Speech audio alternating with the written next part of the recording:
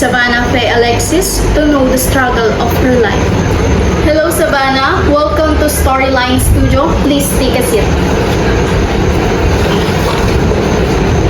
Hello, good evening. Hi, good evening. Thank you for inviting me. It's my pleasure to tell my story to all of you. Kamusta ka? Ready mo na bang i-share sa akin at sa mga manonood na yung nangyari sa buhay mo? Okay lang naman ako. Okay ako. Pero syempre medyo nahihiya ako ngayon kasi first time ko na ikwento yung buhay ko, lalo na sa camera, tapos may mga nanonood pa. Medyo inakabahan. Pero ready na ako. So, kung ready ka na, meron akong mga questions dito na gustong itanong sa'yo. At kailangan mo itong sagutin ng bukal sa loob mo. So, ang first question ko sa'yo ay, pwede mo bang ikwento sa akin yung nangyari ng childhood mo? I was just a child who wanted a normal family. I wanted to laugh, play, and feel safe. But behind the walls of our home, I experienced pain that changed my life forever. This is my story. Some children grow up surrounded by love. Others grow up surrounded by fear. But Savannah's childhood was filled with struggles that no child should ever face. While other children enjoy their freedom, Savannah lived under strict rules of her father. She had a curfew. If she crossed the neighborhood crossing after 5 o'clock, she knew what would happen. Many times, she was punished even when she had done nothing wrong. Joycel was not only Savannah's cousin. She was also her neighbor and witness to many painful moments. Why does your father always protect me?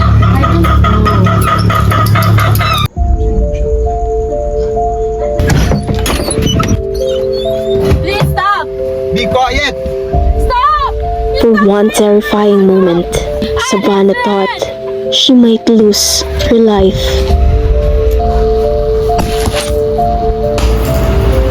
You never listen! The pain was unbearable.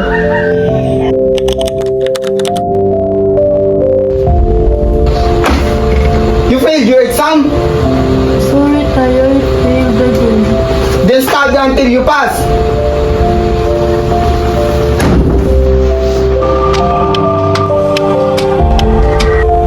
Failure was not allowed.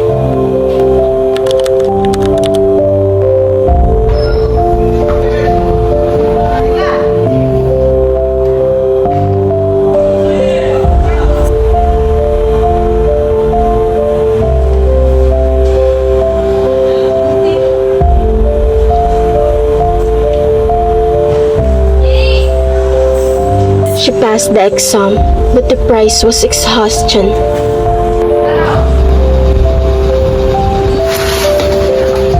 Your handwritten is ugly. Write again, again and again. She learned discipline, but through fear instead of encouragement. The fight between her parents continued for days, weeks, and months. Savannah!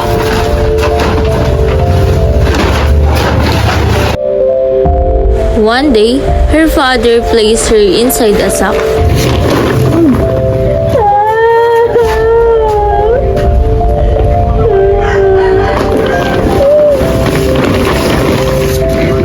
Fortunately, he could not carry her away, but the fear stayed with her forever.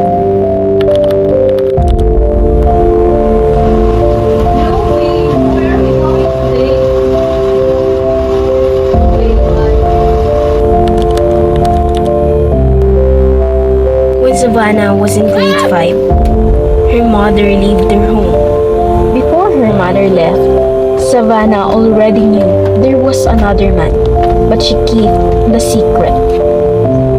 I didn't want my family to break apart. Days later, her father learned that Savannah knew the truth. Whenever he was drunk, Savannah became the target of his What do you need to anger. tell The me? beatings continued. After years of pain and violence, Savannah began losing her eyesight. Everything became darker, but somehow I keep moving forward. Whenever things became unbearable, Savannah ran to one place, the church. God, please help me. I don't want to live in fear anymore.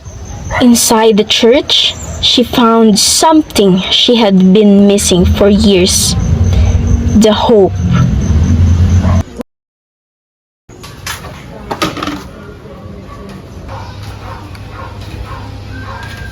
Your mother is a bad woman! No! You don't have the right to talk to her like that! What did you say? For the first carried time, the pain. Savannah I stood experienced up for everything. herself, I know what not with happened! violence, but with courage. My childhood was filled with pain, fear, and tears. There were moments when I felt alone. There were moments when I wanted to give up. But every hardship taught me something. I learned that surviving is not weakness. It is strength.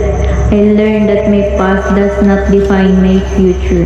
And I learned that no matter how broken a person feels, they can still rise again. Savannah's story is not a story of defeat. It is a story of courage, a story of survival, a story of hope.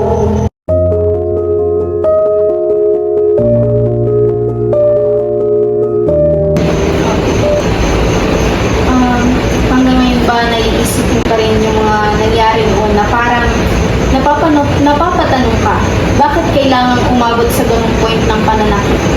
Oo naman.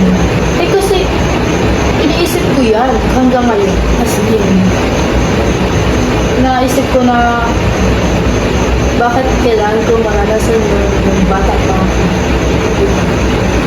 Bakit kailangan kong maranasan na pumasok ako sa school na may blank kaya. Bakit kailangan ko rin maranasan na maagang maging broken family. Para sa'yo, gaano kahirap yung maging isang broken family? Sobrang hirap. Lalo na kung yung, okay lang sana if may closure yung family na yung tatay. At susustentuhan ka lang namin tatay. Pero para sa akin kasi sobrang hirap nun dahil nung nagkasawa yung tatay ko. Kasi hindi ko close yung asawa ng tatay ko. Tapos yung mga anak niya, parang naging anak ko ng tatay ko. Tapos, iba yung treatment sa'yo. Tapos dun sa time, yung may time pa nga na sinaktan ako ng tatay ko. Kasi dati nung umalis yung nanay ko, parang nag-rebel-rebelde ako na. Lagi ako nasa labas ng pool, naglalaro. At lalo nang dumating yung lola ko. Tapos, may time pa nun na pinagandaan niya yung yung stepdaughter niya. Tapos, ikaw, sariling anak, hindi man lang Hindi niya kasi ako inapagandaan. Yung naglalanda sa akin dati, yung nawala si nanay, tapos yung mga ninong ko. Inadala ako ng plate ng mga ninong ko. Tapos ang hindi masama ng loob ko, naglalaro kasi ako ng pool noon, doon sa tabihin namin. Tapos sinandun niya ako doon. Tapos pinahiyan niya ako doon sa doon sa mga tao. sa mga tao na rin sa kuya. Tapos, ang plano kasi niya nun, sasama niya ako dun sa sweet journey. Ayoko nga sumama, kaya ako nagpunta dun. Pinayaw niya ako, tapos, ano nangyari, pinayaw niya ako. Yung stepdaughter niya. Tapos parang nagtanong ako sa mga dun. Kasi ako nga, hindi mo ako mabili ng cake na may icing. Ibibili mo pa sa akin cake na galing sa nanay ko. Chicken cake, magkano lang yun. Ang pinapadala ng nanay ko dati malaki na yung 1.5. Para padala ng nanay ko 1.5, magkano lang cake, nasa 300 lang yun. Chicken cake pang binili mo, nasaan yung ibang pera ko? Parang napapaisip ako na kasi bakit ang unfair na treatment sa akin ng tatay ko? Pero yung mga kapatid ko, hindi rin naman sila nakaranas ng cake. So, parang nung simula siguro, parang ngayon, kapatid ko sa pag-birthday nila. May pwede yun. So, after all these years na nangyari sa past, gaano ka ka-okay ngayon? Hindi ko masasabing sobrang okay na ako kasi may times na iniisip ko na bakit kailangan ko nang maranasan yun. And also na-diagnose din ako na may depression ako na kasi that time parang pinadala ko sa Lucena na dinadula ng bata-bata kasi diba nawala yung eyesight ko, nagkaroon ako ng mga sakit kung umalis yung nanay ko. Pinadala ko sa Lucena. Matagal nga din kasi yun. Pinadala ko sa Lucena. So parang na-diagnose ako na may tendency ako ng suicidal. May ako ng suicidal. So tapos kaya minsan parang sa school, parang minsan super hyper ko, tapos minsan nawawala ako sa mood. Hindi ko din kung bakit ganun. Pero yun yung sabi nila sa akin na may suicidal thoughts ako lagi. Lalo na pag nasa depressed moment ako. So, kailangan ko mag-iwaliw para hindi ko ma-isip yung mga dapat isipin ko kasi lalo na nung mga nakaraan kasi sobrang stress ng buhay ko. Kaya parang yung ugali ko is time, diba? Lalo na nung gusto, may mga nangyari na hindi ko dapat mangyari, hindi ko gusto. So, kung may isang bagay na pwedeng ibalik noon, ano yun? Yun yung masaya pa kami ng tatay, pero hindi siya sobrang saya. Kasi naalala ko ng tatay pag talino ng tatay, pero kami nag-iulaw na namin. Wala sabi yung tatay ko, hanggang ko agay natin sa next year mo, bagay tayo ng tindahan, Importante yung buhay. pagkasal tayo, tapos alis, patuloy mo siyang bridesmaid, tapos pagpakasal natin, ayoko maranasan mga anak natin na mag-broken family. Tapos nainis ko lang kasi yung pagpunta-punta namin sa lugar, sa ibang lugar. Nakapunta kami ng Balatagan, Batangas. Sa akin yung mga kaibigan ng tatay ko, syempre. Pag nandun kami, sobrang saya namin. Hindi mo mag-feel na, bro, na ano kayo na nasasaktan kayo ng tatay mo, na nagsasakitan sila. Hindi mo mag-feel. Kaya parang gusto kong balikan yung mga ganong pangyayari. Nung bata ako, kahit ako yung sinasaktan ng tatay ko, mahal ko pa yung tatay ko. Siyempre, tatay Sobrang mahal na mahal ko siya. Iniisip ko na lang, tatay ko pa rin siya. Tapos, pinaisip ko na kahit nasaktan niya ako, wala akong magagawa. kasi inaisip mo na anak ka lang. Yun yung iniisip ko nun. Pero hindi ka anak lang. You're more than that. So, sa lahat ng nangyari 7 years ago, napatawad mo na ba sila ngayon? Or masasabi mo bang napatawad mo na sila ngayon? Siguro nung mga age, mga 9 years old, napatawad ko sila yun. Pero yung dumagdag bumalik kasi lahat yun.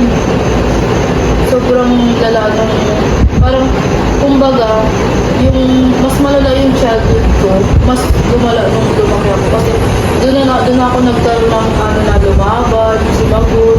Kasi hindi mo ako makikinig na sumasagot sa matanda ng bata pa ako. Kasi once na sumagot ka sa matanda, maputok yung muso mo. Kasi ayaw ng mga matatanda noon na nakikinig yung mga bata na magasalita ng masama. Ngayon, parang ano ko ngayon is, siguro kailangan ko din naman lumaban or minsan lang. Saka yung Pag alam kong tama ako, makikipagtalo ako sa inyo.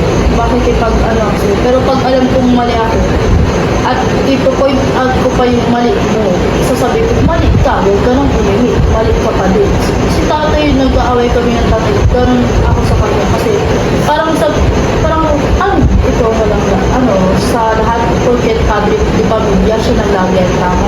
Mali yun, kasi hindi lahat ng padre, di pamilya, is tama ang ginagawa. Hindi lahat ng ilaw ng tahanan ay nagigibis ng ilaw ng bahay. minsan sila yung mismong sumisira dun sa sarili nilang pamilya. So, ano ay, masasabi mo ba ngayon ang free or okay ka na sa lahat ng nangyari? Hindi din. Kasi may regret ako sa buhay ko. Kasi dati ayaw ko na inom ako. Ayaw ko na marami ang sarap ko. Nagsisigaw yung maggabi yung sarap ko. Ngayon, lahat ng ayaw ko magagawa ko. Bakit? Doon ko kasi napipili yung sobrang saya. Dahil napagkasama ko yung mga kaibigan ko. Hindi ko napipili yung sobrang stress. Saka, hindi mo nalilimutan mo yung lahat na nangyari. Pag nasa bahay lang ako, kung ano-anong naiisip ko dun. Pag nasa ibang lugar lang, ang saya ko. Sobrang saya ko. Hindi mo maisip na may problema para yung batang yun. Ganyan siya. Sobrang saya ko pag sa ibang tao. At lalo na feel ko na welcome ako dun sa bahay na yun. Magiging comfortable. So, sobrang comfortable na. Nandun yung nakukuha mo sa mga tao na yun yung peace of mind. Dati ang peace of mind ko sa bahay. Pero parang hindi ko na siya peace of mind din dahil sa may mga may mga nangyayaring unexpected na hindi ko dapat nararanasan yung ganun feel ko. Kasi buong buhay ko, 5 years. Simbahan na. Eto, last na to. May message ka ba para sa parents mo? Siguro yung sa tatay ko. Kasi yung parehas wala dito. Sana magbago na siya. Wala nang iba. Sana magbago na siya. Sana kung makalabas man siya sa kulungan, sana i-prioritize mo yung mga kapatid ko. Kahit hindi na ako, matanda na ako eh. Yung mga kapatid ko, sila Luna, sana magtrabaho na lang siya. And also sa nanay ko, sana magsustento siya sa mga kapatid ko. Kahit huwag na ako, kasi kaya ko naman yung sarili ko. Yung mga kapatid ko lang, kasi minsan pag ano lang pagkain, hindi ko matitiis eh. May pera ako. Pero yung perang yun, tipid dapat yun. Oo, kasi dapat nakabudget pa kasi wala naman sa inyo. Inagawa ko, tapos ko na. Pero ako pa rin yung kaya. Kaya sana maging ano sila kapatid. David Perry. Ang message ko sa iyo is, kung ano man yung mga nangyari ng past, ng childhood mo, hoping na makahanap ka ng totoong peace of mind mo na ma-healed ka dun sa situation na nangyari ng past mo. And then, for your parents naman and for you, at saka sa mga kapatid mo, sana maging okay kayo pagdating ng tamang panahon. Thank you for sharing your very painful story about your family situation. You're so brave for telling your story here in Storyline Studio. Maraming salamat din sa pagbibita dito sa akin sa Storyline Studio. It's my pleasure to tell my story sa inyong lahat. You're always welcome.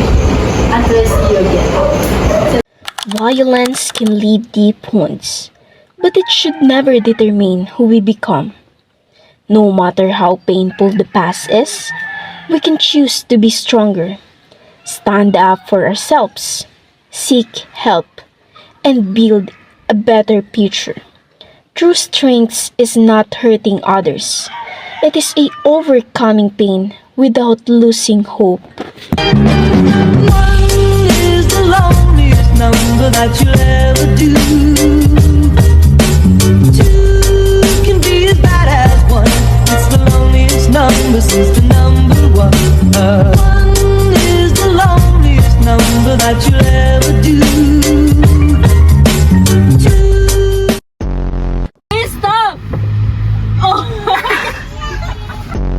Yan ano, pag mga nasa part na ng bugbugan, sisunod yun din ako sa sak.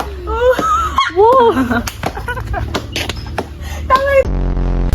Nakangiti na naman siya.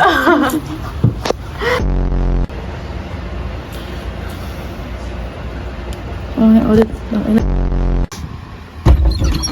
Please stop! Be quiet!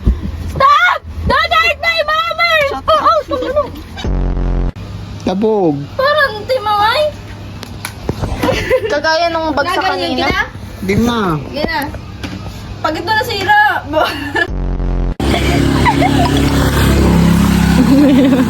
May walis.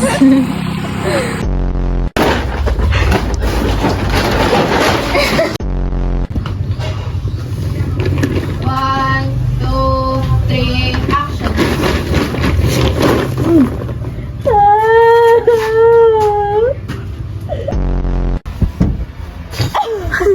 Nakangiti.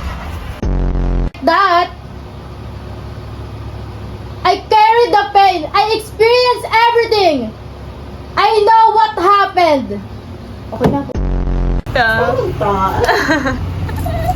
Hindi naman ako nakangiti. Okay, bigyan ng hatol. Nakangiti ba? Hindi. I-judge ko. Yeah. Rate ko. Stop! You stop hurting my mother! Sharing your very painful story. Story na pa. Tayo na ako. Kaya hindi narating sa inyo, ha? Here in Wala na ibig ko.